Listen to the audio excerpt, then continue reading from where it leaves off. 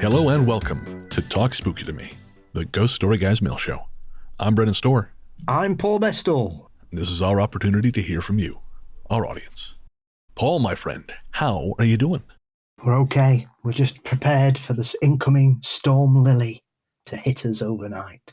Oh, that sounds dramatic and exciting. We don't get storms in August normally, but apparently we're going to get the shit kicked out of us for 24 hours. It is certainly reflected in your internet speed. Fingers crossed we make it to the end of the show and then the Patreon live stream afterwards. Hope so. We should be okay. It hasn't kicked off yet. I had to take evasive action. There's nothing worse than at midnight when you're a little bit refreshed, shall we say. Right. To suddenly see all your plant pots lifting up and down on the balcony. Because the wind was so strong last night. So I was running about at midnight just taking pots off. Oh, no. The wind took one and threw it into the garden. So I had to run and get that. It's not the kind of excitement I like at midnight on a Wednesday, I have to say. Yeah, I'm with you right there. I typically don't like a lot of excitement on Wednesdays at midnight. I think the last time that happened to me was when I had that false alarm with the Apple tag following me. 1 a.m, my phone goes, "You are being pursued. You may be being followed." Oh, this is new. Turned out to be a false alarm, but I tell you, it was another 3 hours before I got to sleep. Yes, so it's been a strange, a relaxing but weird week. So yes, started it off with Abigail at the weekend, which I thoroughly enjoyed. Oh man, yeah.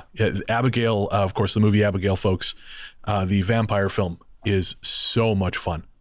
And of course, as it turned out, the day you watched that, the star of that, Dan Stevens, turned up on our Instagram feed, liking some of our stuff, which was very funny. Well, I'm not surprised. The amount of people I've told to watch The Guest over the years, the least Dan Stevens owes us is a like. It's true. The Guest is very good. Underrated to death, that film. I love it. You know what isn't underrated, though, Paul? And this ties into my week. Last Saturday, I drove into Toronto for a screening at the Review Cinema. It was a special 3-night engagement for Caligula, the Ultimate Cut. God.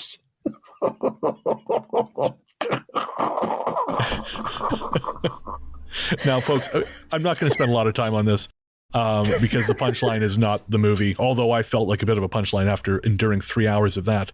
Caligula was an infamous artistic adult film from the late 70s, early 80s. I think it was 1979, 80 it was released. It has Malcolm McDowell, Peter O'Toole, a lot of real actors in it. But then Helen Mirren. Helen Mirren. She's actually in a lot. She's in the extended cut a lot more. But it was infamously recut to include a lot of hardcore pornography. And so I went in, I'd never seen it before. And when I saw this was playing, I thought, well, I got to see this in movie theaters. Because when I was living in Montreal, I went and go see The Doom Generation in theaters. And that has a lot of very uncomfortable sexuality in it. And that theater was filled with people who either hadn't seen it before or didn't remember those parts because it got real weird. And so I was hoping for that with Caligula. However, this cut is completely new. They've found the original negatives and they recut it using apparently not a single frame of footage that's in the original. And there's no pornography, to my great disappointment. It's just a really boring 3-hour art film. And I was so goddamn done by about the 90-minute mark, but I thought, well, I drove 2 hours into town to come see this son of a bitch. I'm going to finish it. And so I did. It was excruciating. But kind of a funny coincidence happened after that. So I went next door to this bar. I can't remember the name of the bar, but it's right next to the Review. And when I'd gone into Toronto, I'd originally planned to go check out Bossa Nova, which I've mentioned here before. It is a beer and wine store on Roncesvalles with a little tasting bar. They've now opened a full wine bar next door. Ooh. Yeah, so I was going to check it out, but I got into town too late. There was a couple car accidents on the way in, so didn't get there in time. So anyways, I'm sitting at the bar, and I end up talking to the fellow next to me. He's a few years older than I am, and it's the damnedest thing. The guy's lived in Toronto for 40 years. His mother lives in Victoria. You can't make this shit up. The random coincidence of it all. I can't believe you'd never seen Caligula before, because if you had, you wouldn't have gone to see it again. Regardless of what version you see. It's a dreadful, dreadful film. Yeah, it's super bad. I will say Peter O'Toole was great. And his performance in this, so good. You really think, oh, I get why people thought Peter O'Toole was big shit, because he was a very talented actor. Oh, the master. But the rest of it, it sucks. But you know what doesn't suck is the movie we were sent for review, which I know you enjoyed a little more than I did, but it's still very much worth the time for people into it. And that is Broken Bird. And Broken Bird is a brand new, what would you call it, like a psychological horror drama? Yes. Directed by Joanne Mitchell and starring Rebecca Calder. The film is based on Mitchell's 2018 short Sybil. And it tells the story of Sybil, a morgue attendant who is pretty strange. We won't spoil anything for you folks, but we will say she's pretty strange. Also, I found her really attractive, which is also, that's a red flag. I'll just tell you that right off the top. Yeah, Rebecca Calder is a tour de force in this. And even if you leave the cinema maybe feeling a bit underwhelmed with the film or whatever, her performance is astonishing. Oh, 100%. I couldn't agree more. She is incredible in this movie. And again, overall, I liked it. I just felt that where they were, I loved where they ended up. I just wish they had gotten there faster. I felt like there's a subplot involving a police officer's missing son, and I just don't know that it was necessary. I don't know that it added that much or meshed very well with the overarching plot. That was kind of my takeaway. Yeah, sometimes you can have secondary storylines going on which aren't really relevant other than perhaps padding it out by 10 minutes. I kind of felt like that's what this was, because I went back and watched Sybil, the original short, and there are a number of images in Broken Bird which originate in the short. And I've seen that before with horror films, that are based on short films. Sometimes it doesn't always translate, the full idea doesn't always translate. But I mean, I think it's very successful in the parts when it's focusing on Sybil and her, we'll say, predilections. Because, not to give anything away, but there's some stuff in this and I thought, okay, she's really doing this thing. Like, there's it was fairly controversial at the time. It was a film called Kissed from 1996. It was a Canadian film about necrophilia. And it's about a kind of similar plot, actually. A young lady, I believe she's a morgue attendant, and she is pretty enthused about dead bodies, if you catch my drift. And it was, very controversial at the time. I think it actually came out the same year as Crash, which was also a Canadian film about people who kind of get into car accidents. Apparently 1996 was a weirdly horny year for Canadian culture. I was 13. I had no connection to what was going on, let's be clear. But if our two most popular psychosexual dramas are any indication, something was happening under the hood, so to speak. Yes, Crash is one of those few films I can remember saying after watching it, what the fucking hell's all that about? Mm-hmm. Yep, agreed. Put it away. Go to the hospital. Yes. Stop it. Yes. Stop it right now. So if any of this sounds interesting to you, I encourage you to check out Broken Bird, because it is, I think there's places where it's really darkly funny. Yes. Which I appreciated. Like, there's an early scene where Sybil is at the poetry slam. And I just, I've been to more than a few of those things in my time. And when she starts eating potato chips to throw off the rhythm of the woman reading her terrible poetry on stage, I kind of thought, oh, this is like Goth Amelie. And then it is not Goth Amelie anymore.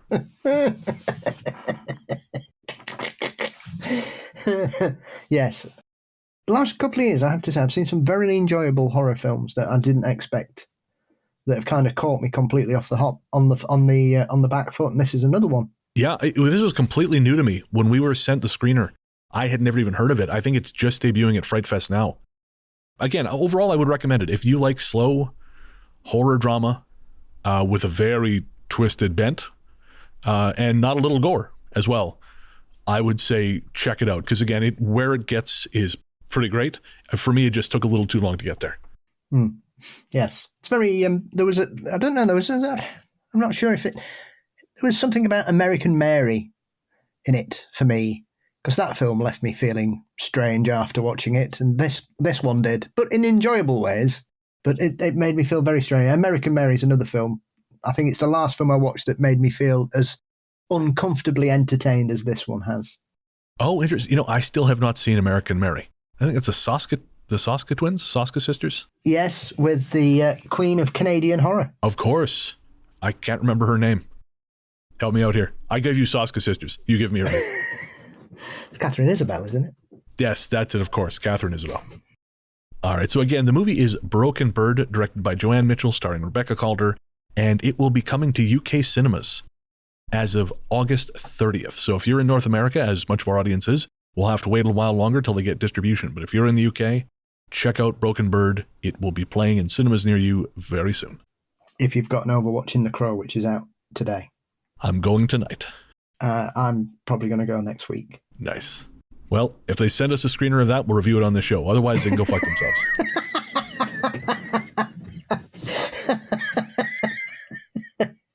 All right. With that shameless plug out of the way, it's time for some email. Our courteous and efficient staff is on call 24 hours a day to serve all your supernatural elimination needs. We're ready to believe you. First up, Katrina writes, I've been enjoying your podcast for a few years, and it really scratches my itch for creepy stories. I've submitted a few experiences living in an 1859 mansard to your podcast, and I'll send in a few more.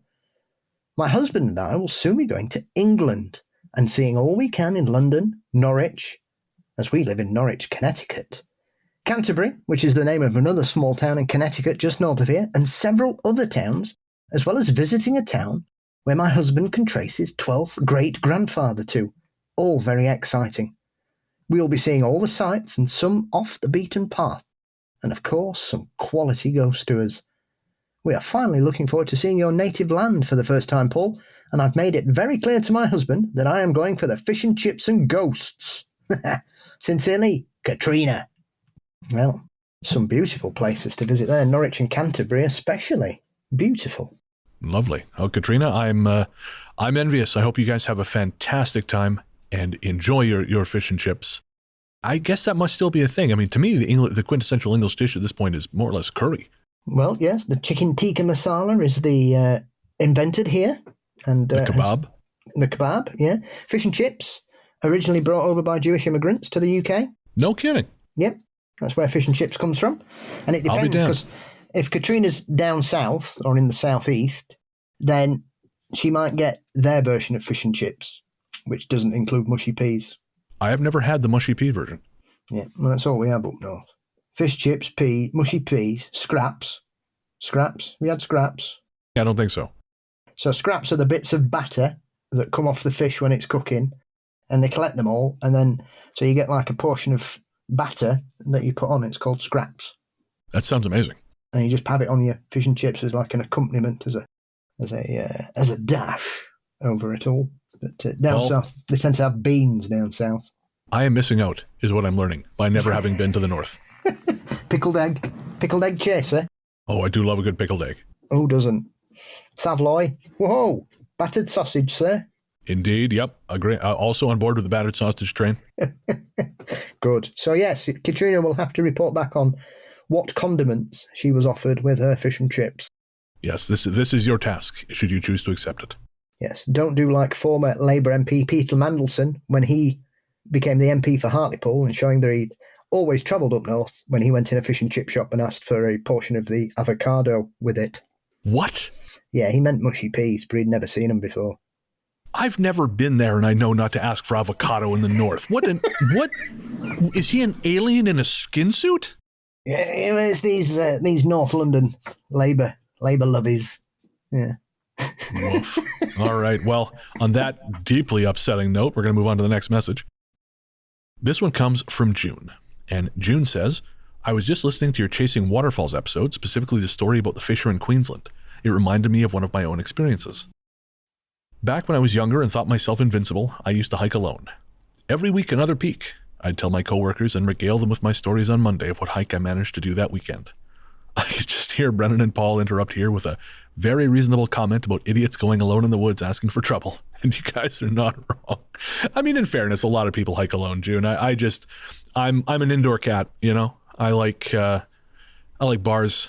I like bars and coffee shops and movie theaters. But Like I was just telling Paul before we started, I've switched to a new gym that's entirely underground, and boy, do I love it. So, yeah, I think we are the minority. Or I'm at least in the minority here. Yes, never hike alone. In fact, only hike with people who are slower than you. Exactly. That's what I learned after watching American Werewolf in London. Yeah, and I'm slower than everyone. That's why I don't go. Yeah, so be careful out there. So June goes on to say, I was planning on hiking Taggart Peak out in Abbotsford, BC. It was early in the season. I want to say March or so. Truly the only place you can go hiking in Canada without snow in March, the wet West Coast. Trails are just not as popular in the early season. Only a few of us are looking at struggling crocuses and soggy wood and thinking, I need me some heavy dose of nature hiking. But like I said, I was one of the reckless youth, and I'd already told my coworkers I was hiking that peak on Sunday. Besides, I just bought myself a can of bear spray and I was itching to hike with it. In my mind, I was responsible and safe, able to blow lung-clogging pepper liquid into the face of any aggressive animal I encountered. In short, I felt even more invincible. The hike started on the same trail as the Abbotsford Grind, a steep, short, and grueling hike that locals used for fitness and not forest bathing. I was passed 3 times by a lady in her 60s who was running up and down this hike in hot pink spandex and a Karen haircut. There were others on this fitness hike which made me feel more comfortable. More people, less chance of bears, right? As I got to the top of the Abbey Grind and continued to Taggart Peak, I was suddenly and utterly alone. No one else was doing the rest of the hike. The first part of the trail system, which had been clear and well marked due to the popularity of the grind even during the winter, was suddenly overgrown with bushes and brambles. I could no longer see into the distance under the trees, and the trail twisted and turned in front of me, disappearing behind leafy walls. The perfect situation to unknowingly walk into a bear. I still continued on, confident in my hiking experience and my new can of bear spray that banged encouragingly against my hip as I walked. I confidently called out, "Hey bear!" just in case there was a bear ahead so as not to surprise him. I was relaxed, confident, and excited to see the view from this Taggart's Peak. I say this because what happened next was so utterly out of character for how I was just previously feeling. I was happily walking along the trail, picking my way over roots and rocks when I was hit with a wall of fear. I stopped walking instantly and put my hand over my bear spray. I was equal parts terrified and confused. My heart started beating wildly. My arms erupted in goosebumps and my hair tingled all over my scalp. All I wanted to do suddenly was run the other way. To leave, to get out, get away. My mind told me, something is there, something scary, run, run. I looked around me, nothing had changed. Nothing was different. I was being ridiculous. I clapped hard again and called out, "Hey bear!" thinking maybe I had sensed one on the trail. Nothing moved when I called out though. I was hit by the silence you can only get when surrounded by heavy vegetation and thick moss. I realized I couldn't hear anything. Not birds, not the busy highway at the base of the mountain. Nothing. I called out again and listened to the sound of silence after. "It's nothing," I told myself. "It's just nerves because I'm here alone. I have my bear spray. I'm fine. I am safe." I took another step. The fear ramped up higher. I felt physically cold, sweaty, and I realized now that my adrenaline was roaring to life. I couldn't do it. I couldn't go on. Bear spray or not, I could not physically go any further. I would have to tell my coworkers of my failure, but I could not take another step. My body and lizard brain wouldn't allow it. So I turned around and calmly walked back to the top of the Abbey Grind. I wanted to run, but I fought to control myself at least that much. And during the long 10-minute hike back, nothing happened. Absolutely nothing. My heart still raced as if I was hiking straight up, and my hair still stood on end, but nothing happened. I got to the Abbey Grind and walked down and back to my car in defeat. The next day, while in the lunchroom, my coworkers asked me about my hike on the weekend. I had to tell them of my hiking failure, but I love telling a good story, and you're very good at telling them, June, might I add. And I figured the oddity of this one was worth retelling in full. As I got to the end of the story, someone sitting at another table I wasn't familiar with asked me to say the name of the hike again. "Taggart Peak," I told them. They asked what day. "Yesterday," I replied. Their good friends had hiked that trail on Saturday with their beloved family dog, a young German Shepherd. The dog was off leash and wandered away from them in the bush. They never saw it again. They called and went looking for her for hours but couldn't find anything. As they were looking, they encountered other hikers on the trail. One who told them they were currently on the mountain was a very large and active cougar. They eventually left the mountain in the dark and in tears, resigned to the fact it was very likely the cougar got it. This was on Saturday, and I was there the very next day. Cougars are known to guard their kills and have injured or killed people who have unwittingly come too close. It's possible this is what happened, and in the bushes and brambles a cougar stood utterly still, just silently watching if I'd come closer. I have no idea, but I've never been as scared as I had been as that moment on the trail to Taggart Peak. And June goes on to say, in the original story from the waterfall episode, there are a lot of similarities to encountering a cougar. The description of strange cries in the night reminds me of how cougars sound, like women screaming in the dark. It's eerie and terrifying. The smell of something rotten, possibly encountering the kill the cougar has been guarding for a couple days. The feeling of being watched. The feeling of being stalked. Maybe the rainy season forcing a cougar to expand its territory and hunt in places differently than normal. I say all this, but as far as I know, Australia doesn't have any cougars. Well, except the quartering cougar. There were rumors in the 1970s that there were cougars introduced to Western Australia, and rewards were put out for the capture of any specimen dead or alive. The reward was never claimed, and no evidence was ever found, but still the legend remains that there are cougars in Australia, either released by World War II soldiers bored with their cougar kittens they brought with them, or a pair escaping from a traveling circus. Maybe what the Queensland fisher encountered was in fact a cougar that day. I don't know if that would be better or worse than something supernatural. And one last thing, June says, other than the story, I have a small ask. A long time ago, I sent a story about myself and a friend of mine wandering in the woods. I sent that email to Ghost Story Guys and never got anything back. No response or acknowledgement of my submission. It took me some courage and time to write it out and more courage to send it in. And when I sent it in, it was essentially into the void. Did you guys see it? Did you guys like it? I have no idea. The nothingness response for those of us who worry about what we send in is brutal. I'm not saying you should respond to every single email you get or every single submission you receive, but maybe if you had an automated email that would send something out saying like, thank you for reaching out to us. And, you know, June, you're right. I will say you're right. I cannot respond to everyone. I just can't. And I'm very bad at email to begin with. And we did actually, I used to have an automated email, but I felt it was impersonal. And so I don't know what the right answer is there, Paul, but June, I did find your email. It's a great story, and it's going to go on our next Listener Stories episode, probably 198. Woo. As far as your story, Paul, what do you think? As far as I'm aware, there are no reported Sasquatch sightings in Taggart Peak. Oh, there aren't, eh? No, not that I'm aware of. It's one of the places up there that hasn't got anything, so it probably is a cougar. But of course, I never listen to anybody who says cougars aren't supposed to be in certain places in North America because they're cats, and cats tend to go wherever they like. Yeah. And I mean, the thing is with like pepper spray, you know, I mean, it's fine if you have time to get it out and use it effectively. But it's kind of like when people carry weapons. You know, people will, one of the downsides to people having weapons is they will put themselves into situations more dangerous than they would if they didn't have a weapon. Mm-hmm. And the point of a weapon is not to put yourself in a dangerous situation. It's to be prepared should a dangerous situation occur. But yes, time and time again, research shows, and this is not a gun thing. This is just a weapon thing.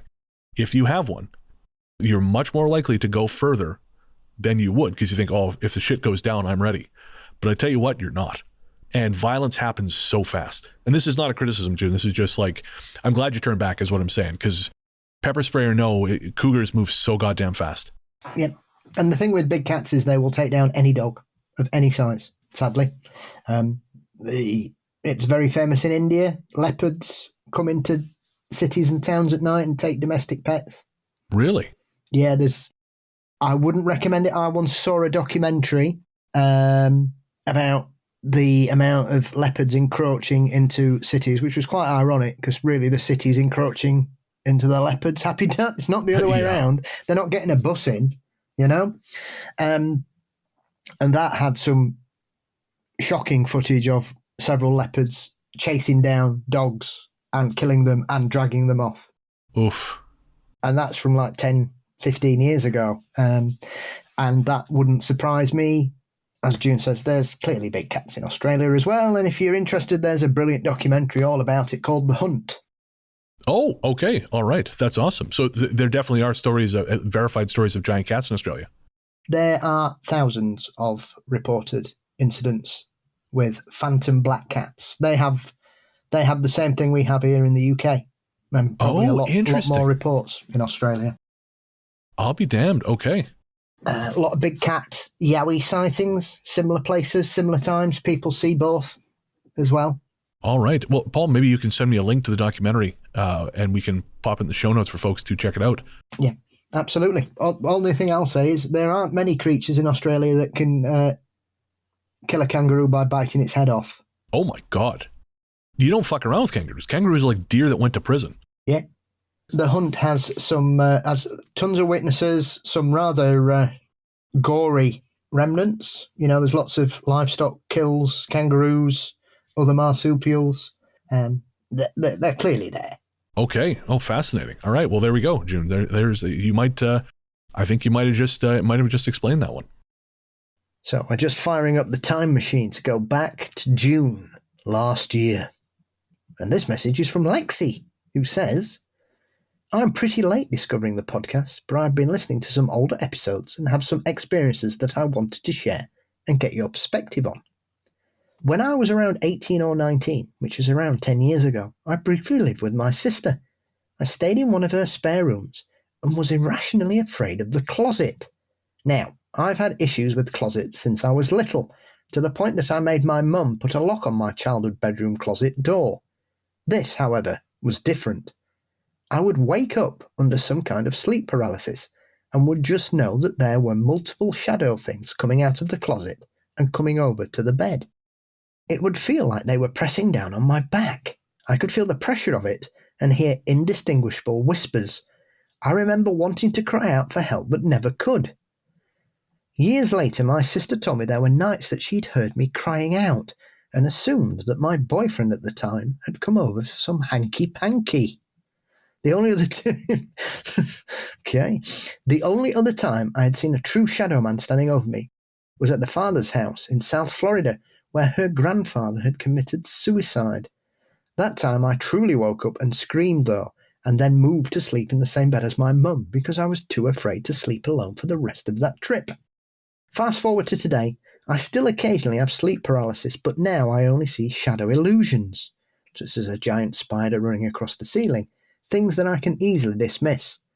But the shadow figures I saw when I was younger have haunted my memories ever since, and I've met other people who have felt the same fear and experienced similar things.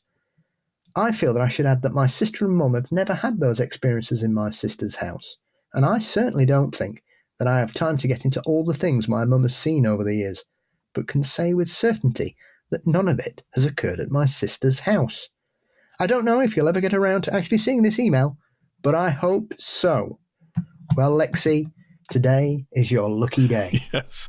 Yeah, after the email from June, I went back and I'll try and excavate a bunch of stuff. But again, it's not that we don't care. It's just that we get a lot of email. And I mean, Talk Spooky is sort of the only really way we've been able to get those emails out. That's why we started doing the show, because we can't respond to everyone. So at least this way, you guys, as much as possible, know that we're reading things and we appreciate them. Yes, I'd be interested in Lexi's experience because I had a strange incident when I was a child. I'm sure I've mentioned this before, where I sort of came to standing on my bed, and then the next thing I was kind of slid into it like a banana. Yeah, like whoosh. And all I can remember, the thing that other than that I always remember is the noise of whatever was there, and I could just hear them going like that. And that's like 45 years ago. In fact, no, it's not that long ago. We'd moved from the haunted house to a house with no weird occurrences other than a couple of minor incidents later on. So I'd have been about, 9, 10. So early 80s. Interesting. And I always thought it was ghosts. But after 5.5 years of doing Mysteries and Monsters, I'm not sure anymore. I have no implants in me that I'm aware of. But I did see a rather amusing TV series the other day, which was featuring a woman who told this heartrending story about being taken from being a child by aliens, and she got an implant, and she dug it out of her own ear, which was some going. Ow. because somebody wouldn't take it out for her. And so they analysed it, and it ended up being the top of the crown out of somebody's tooth. What the fuck? So, and that was even as mysterious, because she hadn't been in a car crash, and she couldn't remember being bit by anybody, but she'd got somebody's crown inside her tooth.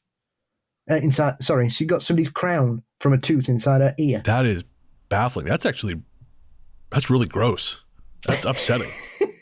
Coming soon on Unsolved Mysteries. Well, it'll be better than some of the shows they put out. All right, we are going to take a quick ad break, and we'll be right back.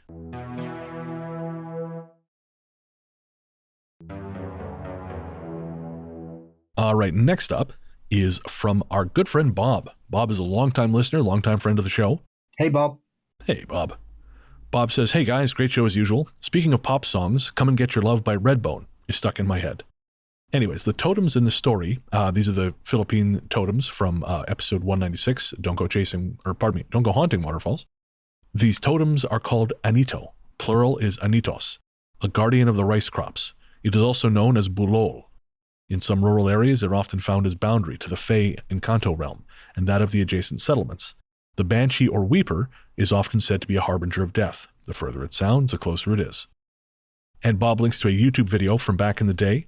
He says the host/interviewer is Noli De Castro, a well-respected news anchor and former vice president of the country. The lady's Cory Quinero, a well-known TV host. The Anitos are her husband's collection.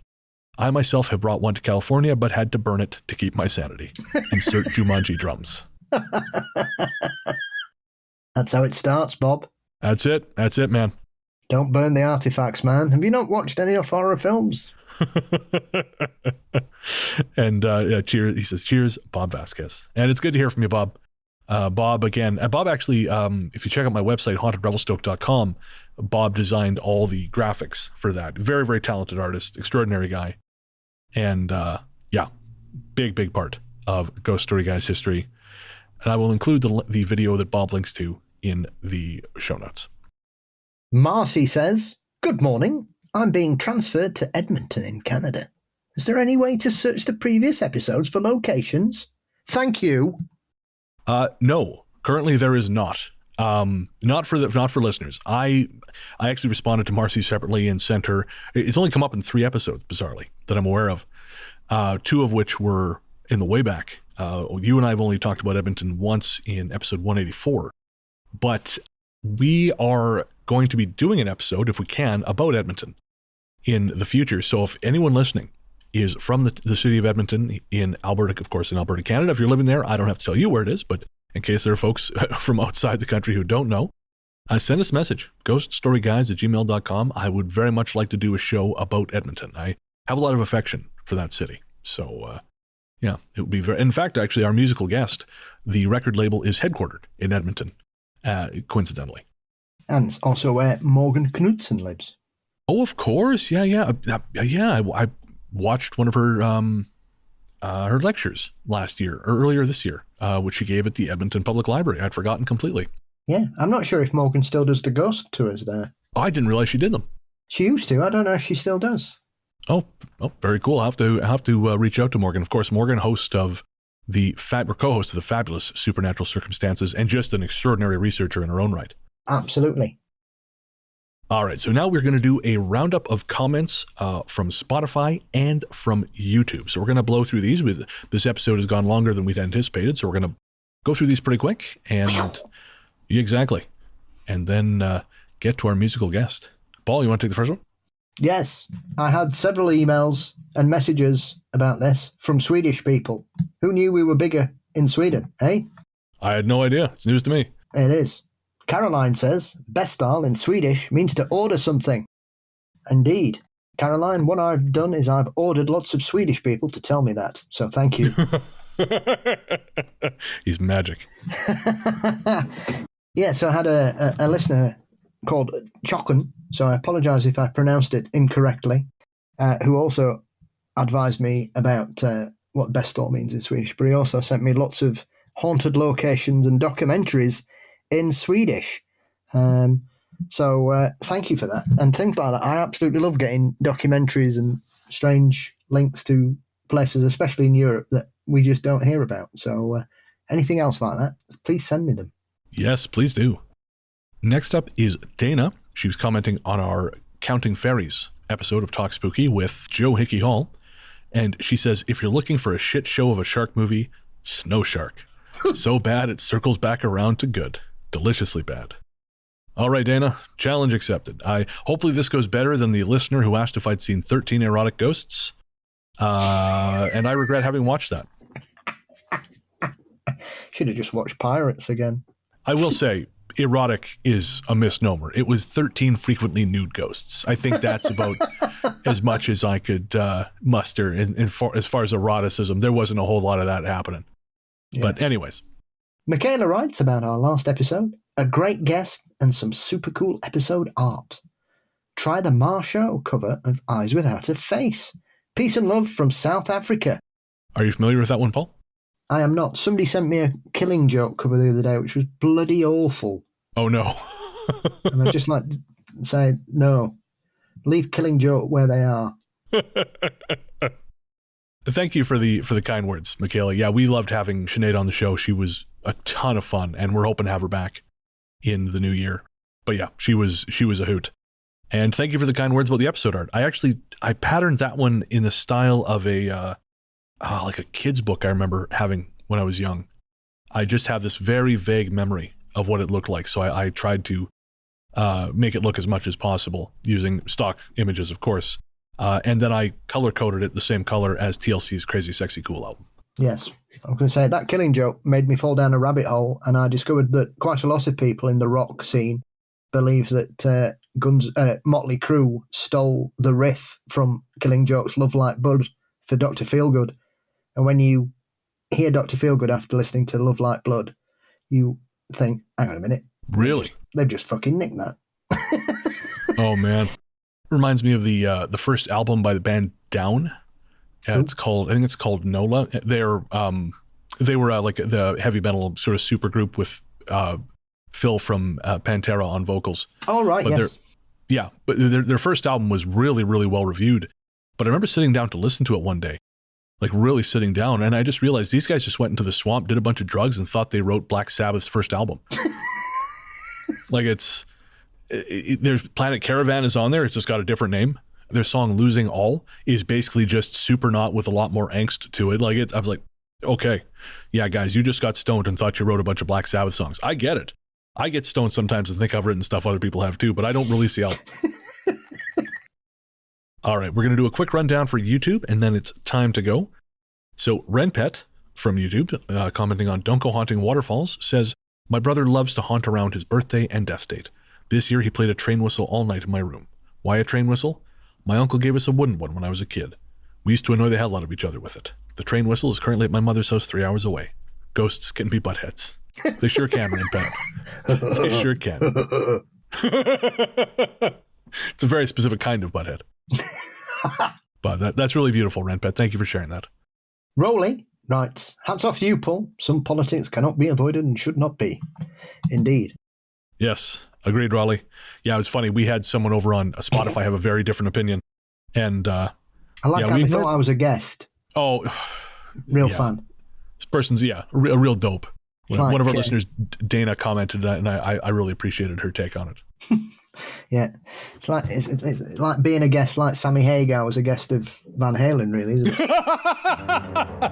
yeah, exactly, right? Yeah, as a guest for 4 years, that's what he is. Yeah, it's our situationship. You have to promise me though, you're not going to start a shitty tequila company. That's all I ask. That's all right. I seem to be in 80s rock heaven today. I don't know what's going on with me. It's a good place to be. It is. All right. Second to last, Mystery Machine says, you guys are my favorite. Thank you very much, Mystery Machine. It's very kind. It's my favorite kind of machine. Agreed. Gareth Evans, 1201, which sounds like some kind of apocalyptic novel, says about when worlds collide. There's a Blue Man ghost story on Danny Robbins is Uncanny, which I think was at the start of Series 2. Great episode, guys. And I've checked that out, Gareth, and you are right. There is somebody who says they see a blue ghost. There's a blue lady. I found some blue ladies as well, wandering around Britain, as you would imagine. Blue ladies just sounds like some kind of barbiturate.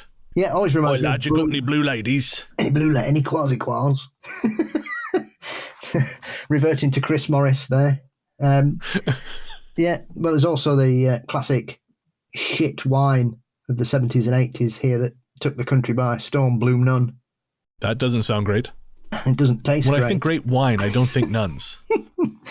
Came through with Leap from Ilsh, Blue Nun.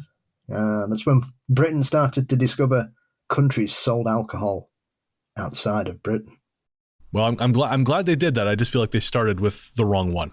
They did, yeah. They started with a shit. Now we all live on Prosecco here.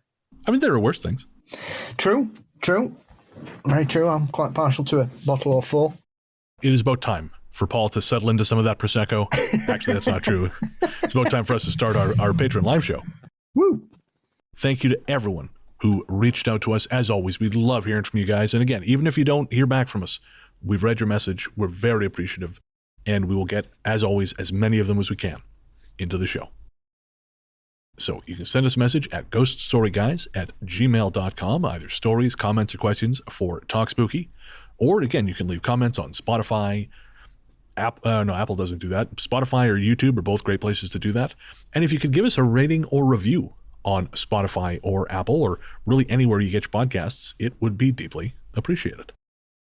Paul, my friend, where can everyone find you online? You can find Mysteries and Monsters across all social media networks and platforms, and I have rediscovered my interest in Threads, mostly for pointing out people are wrong about things. I'm Largely the Truth on Instagram, Threads, Blue Sky, and Letterboxd. And you will soon be able to find my new show with Brandon Scheck-Snyder everywhere fine podcasts live. We're not giving the name of that one quite yet, but it will be out very, very soon. And finally, as always, we like to end Talk Spooky with a song. We love featuring independent artists, and we're very proud to present this latest track from Edmonton's Bent River Records and the artist Massey. The song is called Never Too Hot, and it is available now on streaming platforms everywhere. You'll find a link in the show notes. Thanks as always for listening, folks. We will see you next week for episode 190, whatever comes next. 5. And until then, we will leave you with Massey and Never Too Hot.